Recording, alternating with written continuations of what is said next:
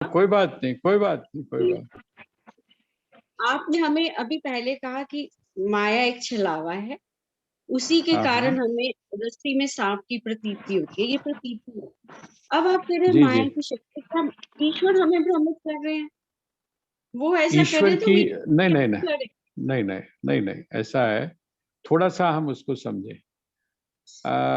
ईश्वर का मतलब क्या है? ईश्वर, ईश्वर और ब्रह्म, देखिए, ये शब्द जो है वो हमको बहुत ज्यादा भ्रमित करता है। मैं एक एक आपको एक एग्जांपल देता हूं और मुझे लगता है उससे बहुत क्लियर हो जाएगा। आपने 108 नंबर सुना हुआ है कि नहीं? 108 नंबर, आपने 108 नंबर सुना होगा। जो भी महापुरुष होता है उसके महापुरुष के पहले एक विशेषण लगाया जाता है 108। लाइट कर दे और ले जा। 10 मिनट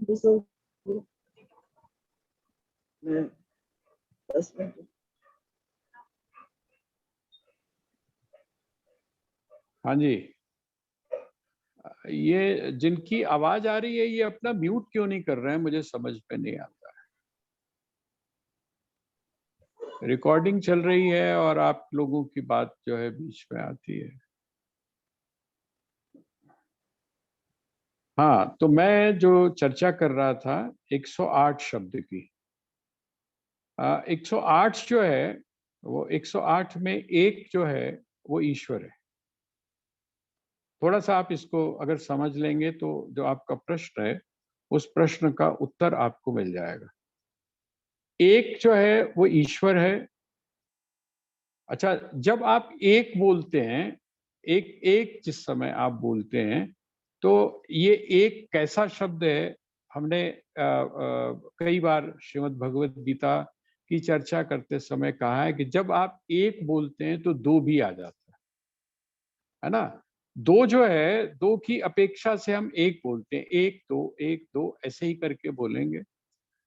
इसका मतलब ये जो एक शब्द है, एक शब्द ईश्वर का वाचक है। ईश्वर कौन है? तो कहते हैं ईश्वर वो है जो इस जगत की सृष्टि करता है। आप जिस समय सृष्टि के क्रम को पूरा देखते हैं तो आपको कई बार एक एग्जाम्पल दिया है, बहुत कई बार, कि वह जो ईश्वर है वो इस जगत की जब सृष्टि करता है तो स्वयं से ही सारी चीजों को पैदा करता है। ठीक है? वह जो विशुद्ध सोना है, विशुद्ध जो सोना है, विशुद्ध सोने से कोई भी आकृति, कोई भी आभूषण नहीं बन सकता है।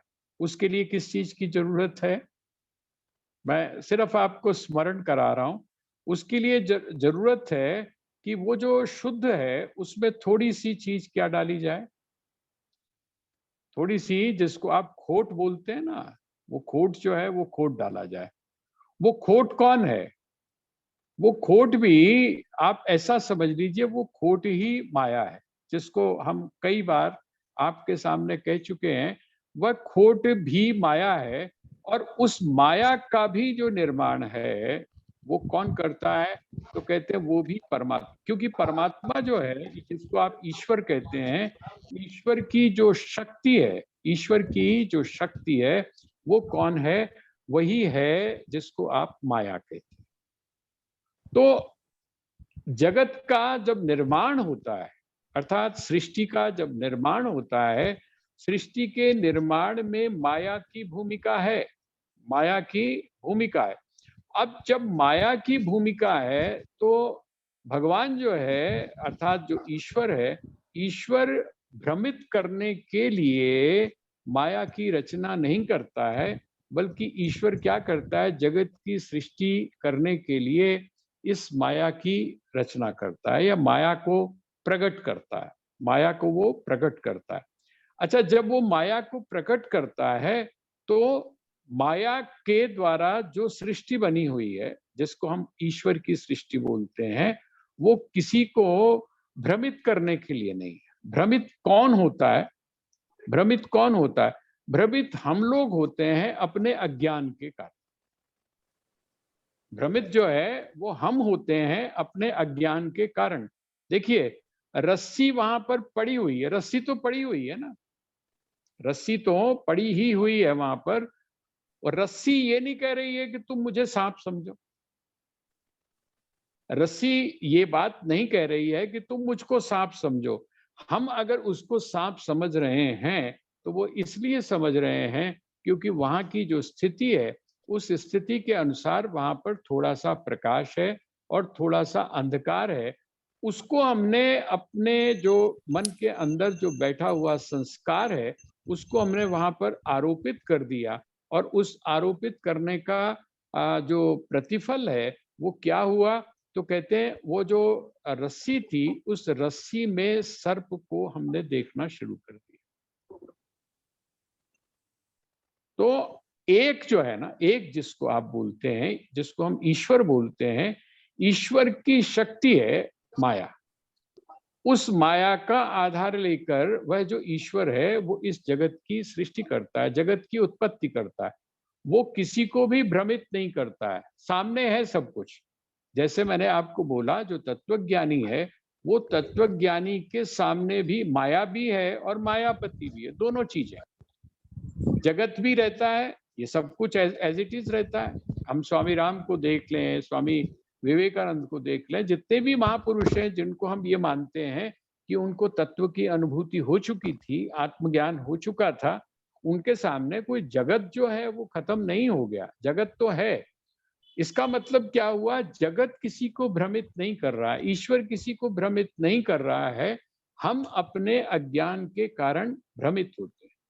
हम अपने अज्ञान के कारण जो है वो जो वस्तु स्थिति है, जो सही चीज है, उसको हम नहीं देख पाते।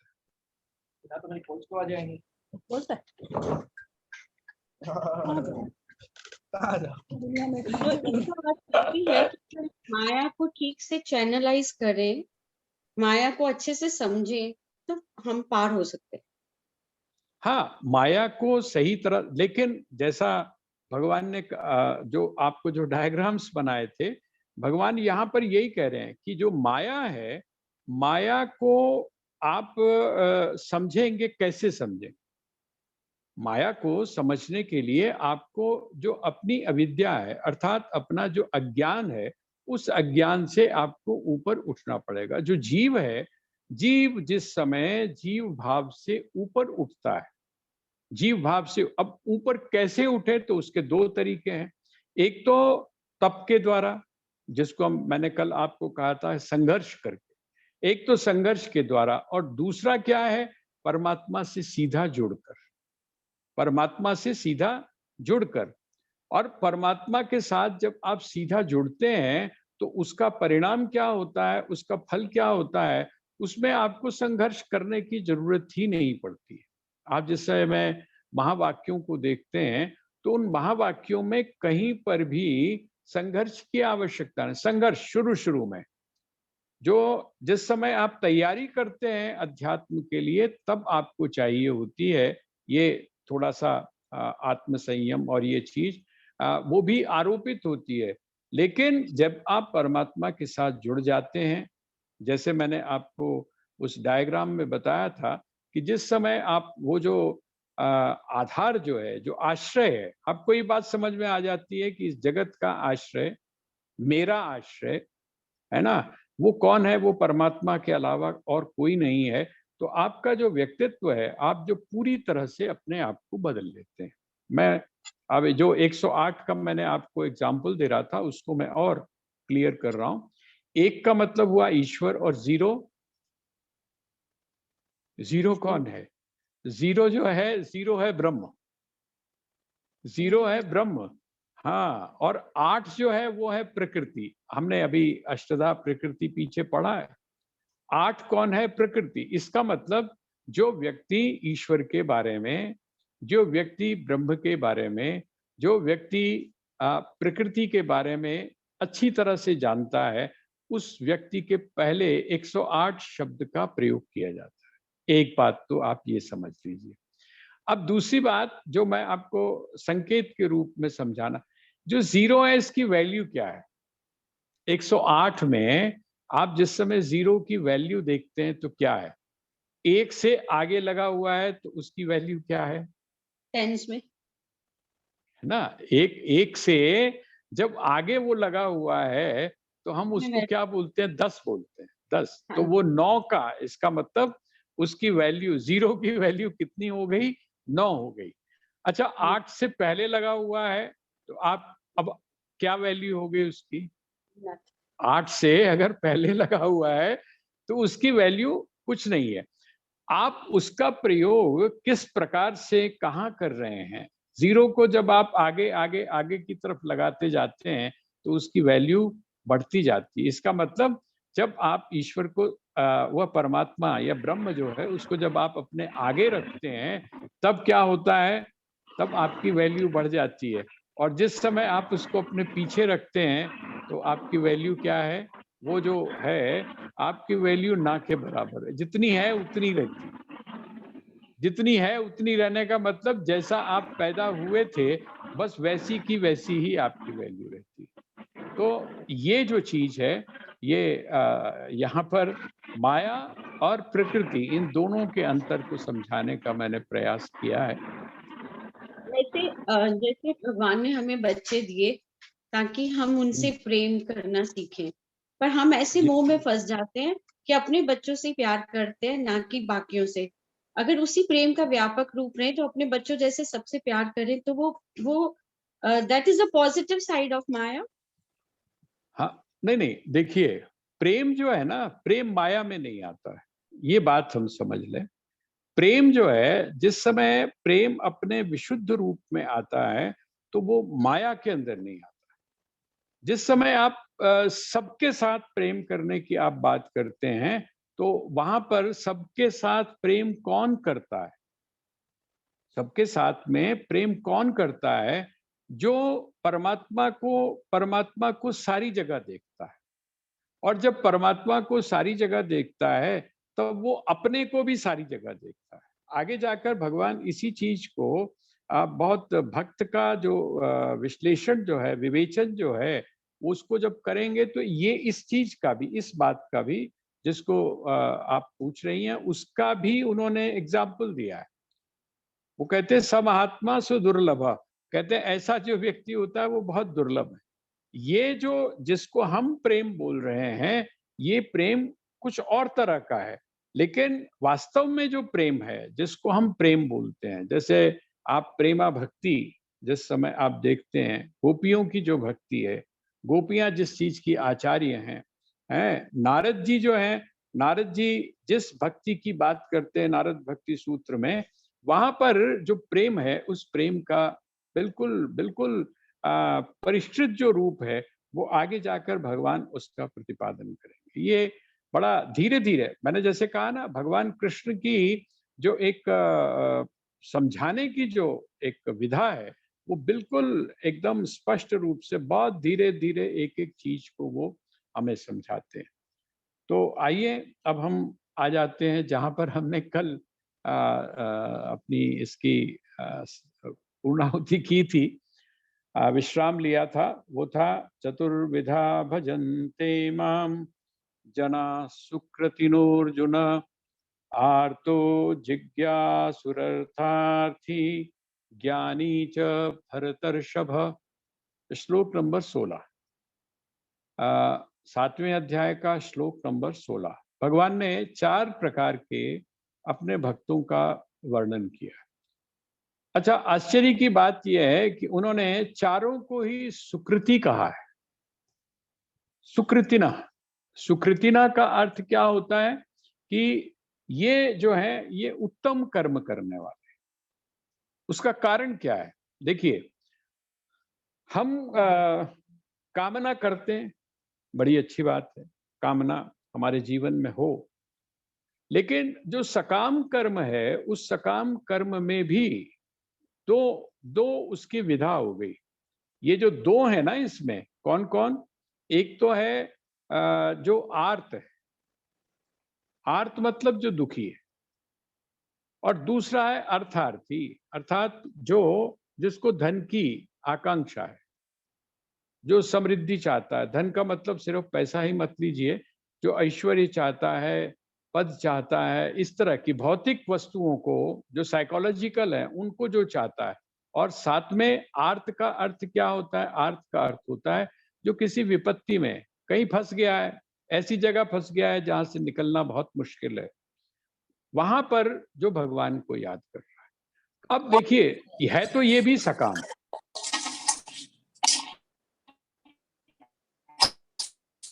है तो ये भी सकाम, लेकिन इसमें अंतर है।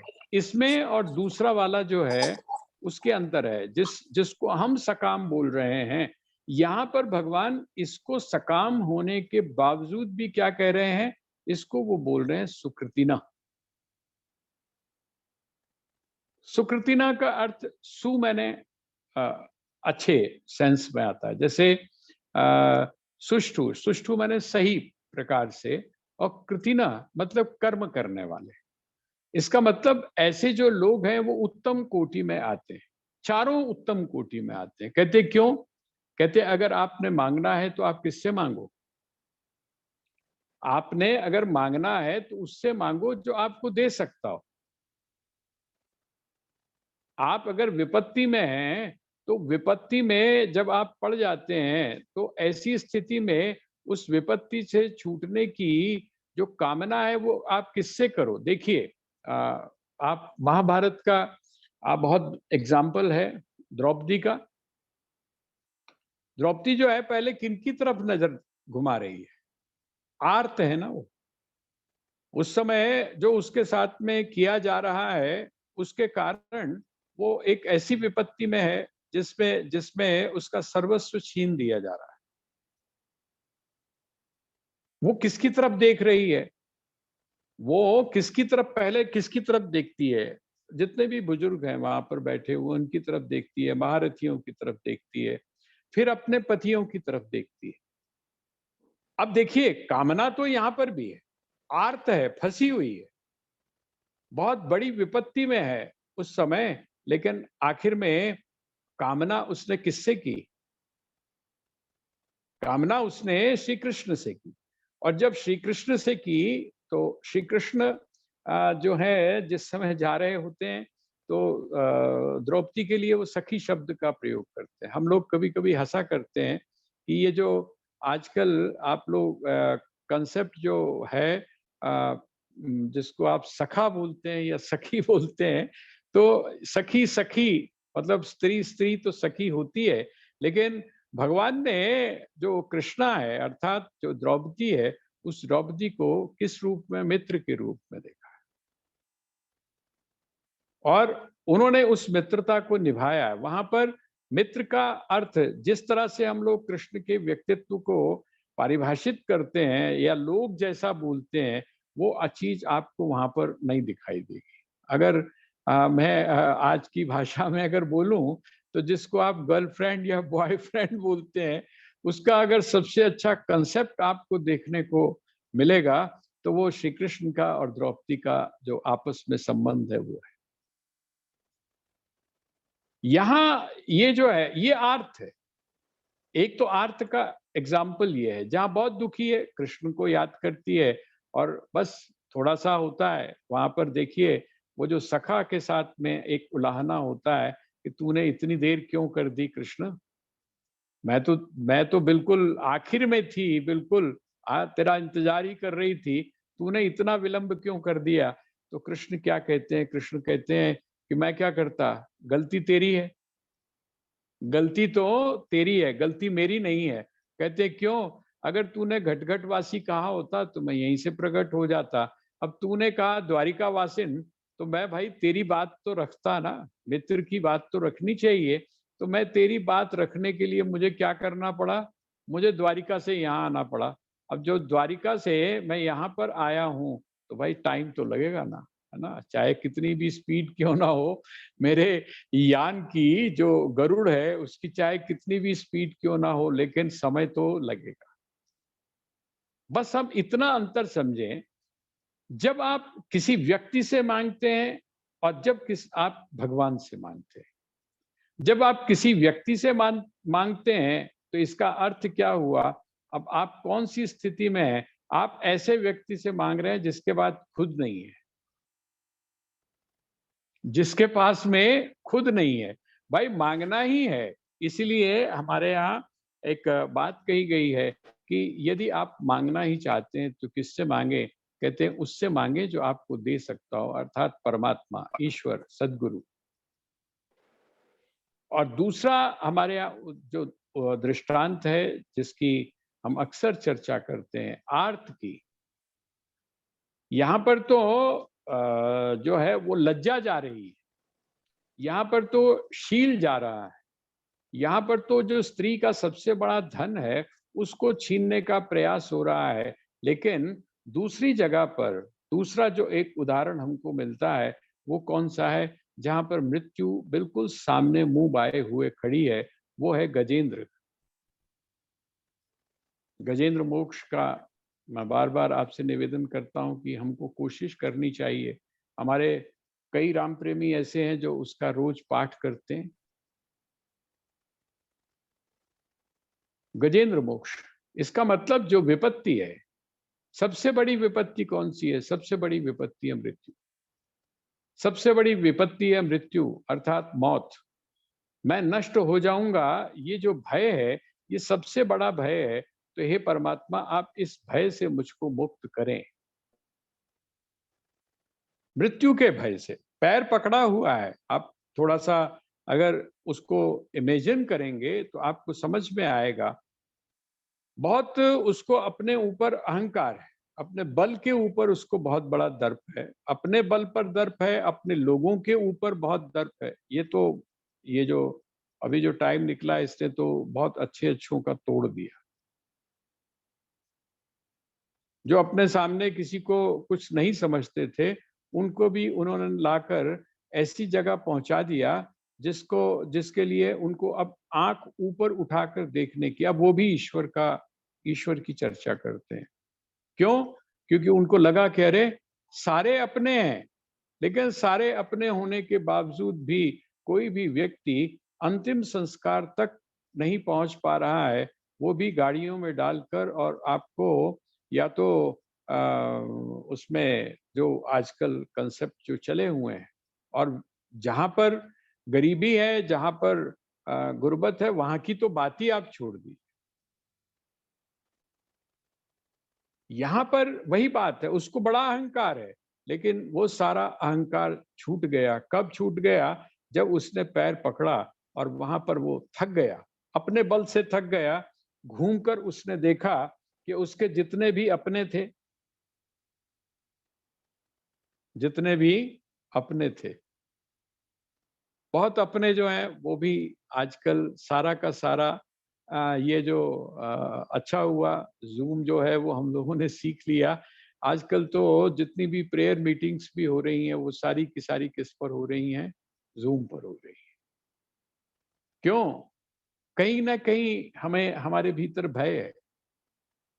इसका मतलब क्या हुआ? ये जो भय है, ये जो चीज है, इसने हमको अपनों से जिनको हम अपना बोलते थे उनको दूर कर दिया। उस गजराज ने देखा कि सब एक एक करके छोड़ के जा रहे हैं। मैंने आपके सामने एक बताया था, मेरी दूर के एक हमारी बहन लगती हैं, उनके हस्बैंड उनको एडमिट हो गए। वो उनको यही था, कोरोना का चक्कर था।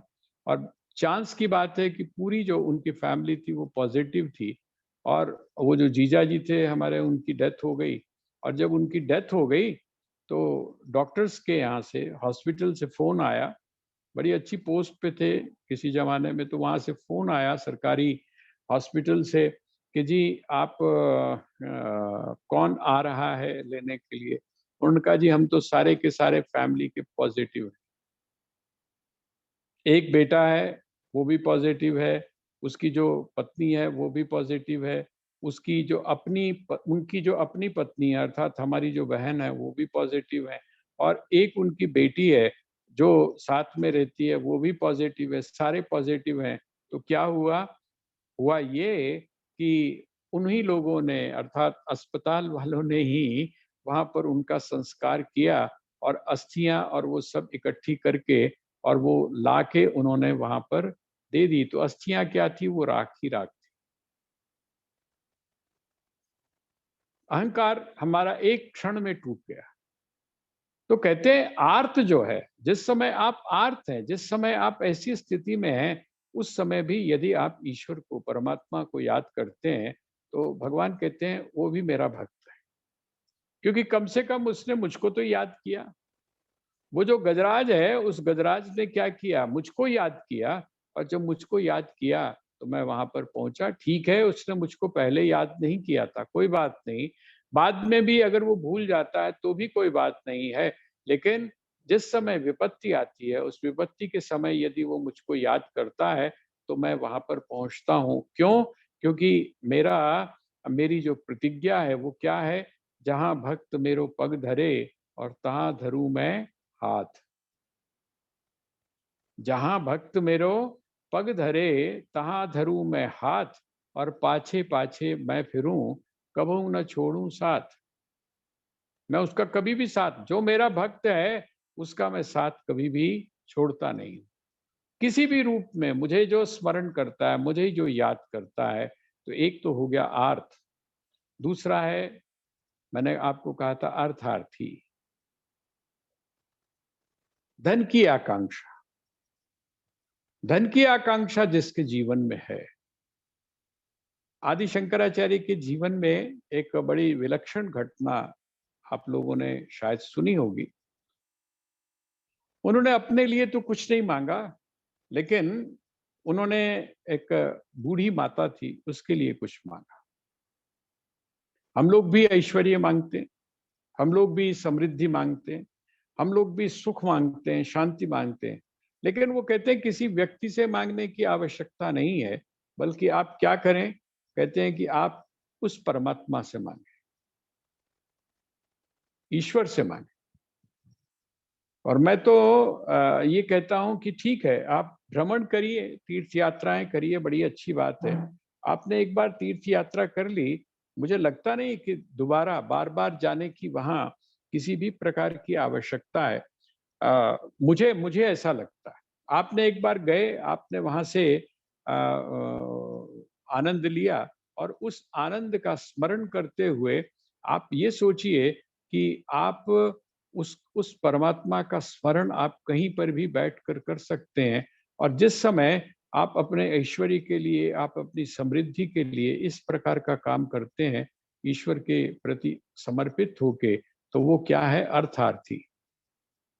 मैं शंकराचार्य की बात कर रहा था, गए भिक्षा के लिए, और जब भिक्षा के लिए, अभी छोटे ही थे, भिक्षा के लिए एक सन्यासी के रूप में गए, और वहां पर जाकर उन्होंने कहा कि भिक्षाम देहि माता, हे माँ मुझे भिक्षा दो।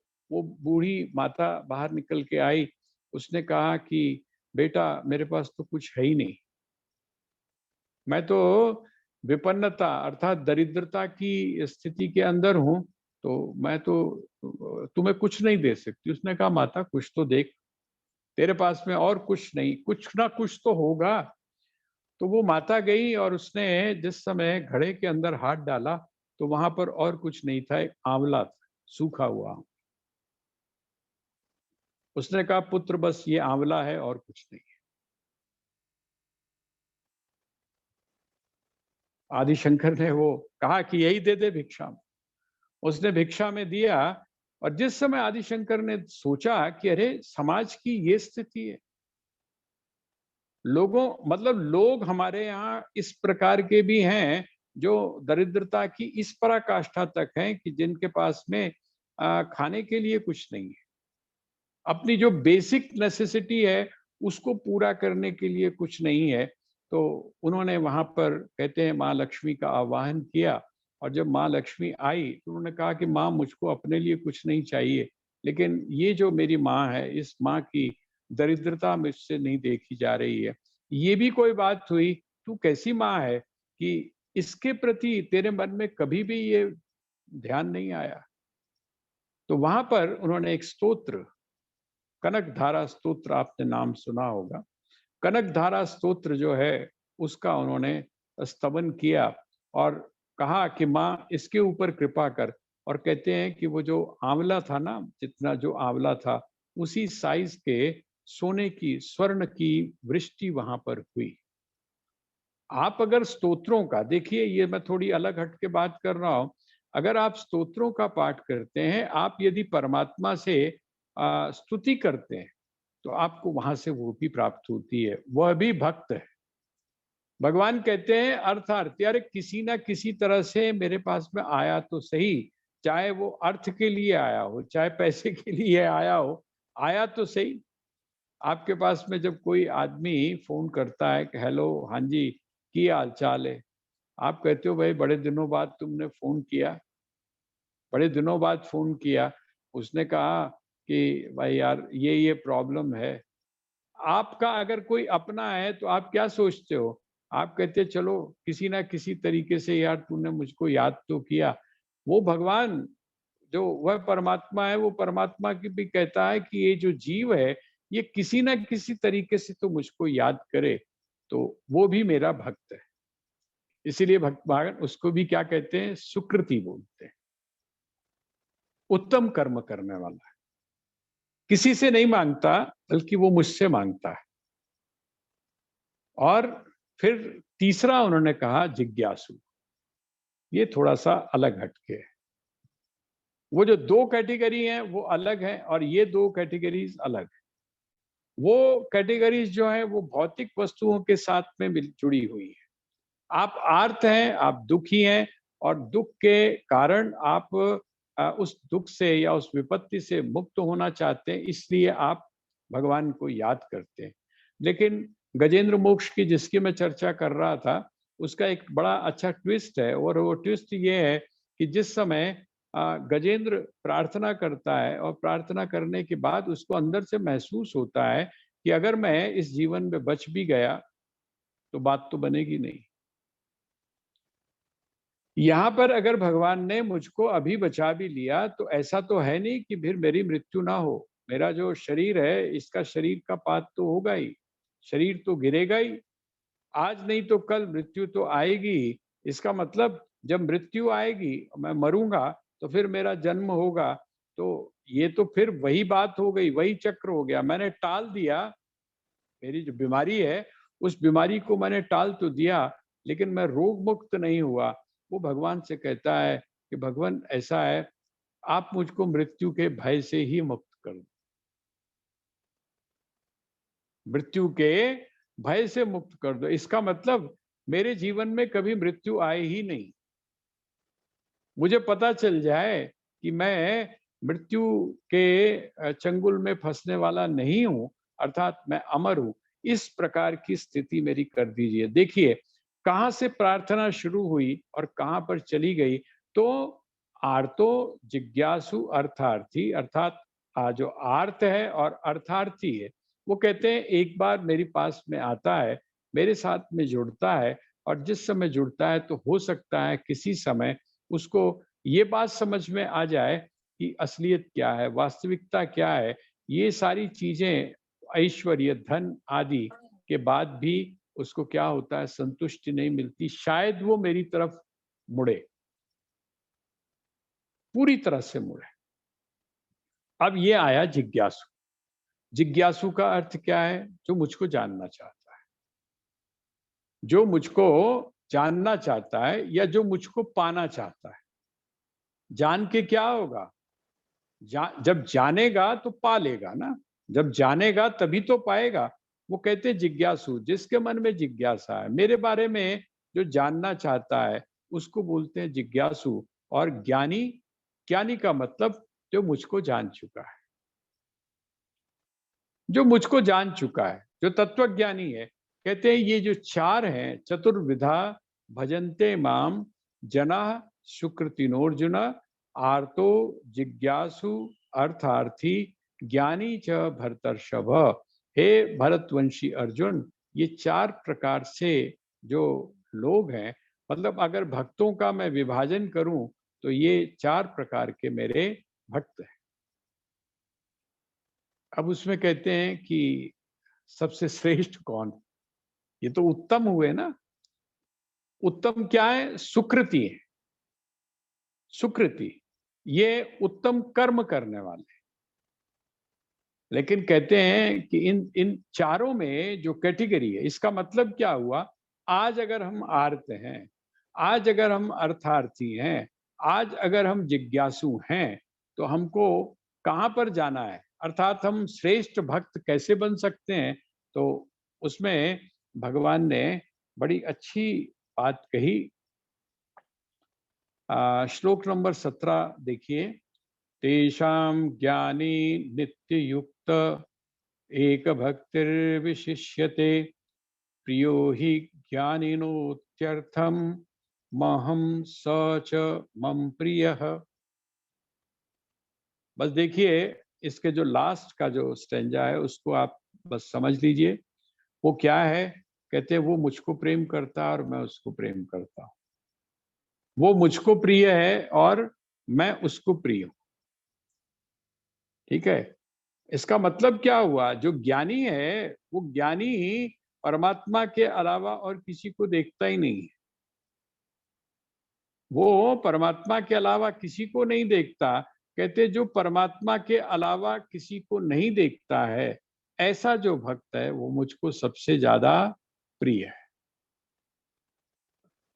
अब मुझे लगता है कि आपका जो प्रश्न था उसका उत्तर आपको मिल गया। और वो प्रश्न क्या था? आपने प्रश्न पूछा था कि बच्चों के साथ, वो कहते हैं नहीं,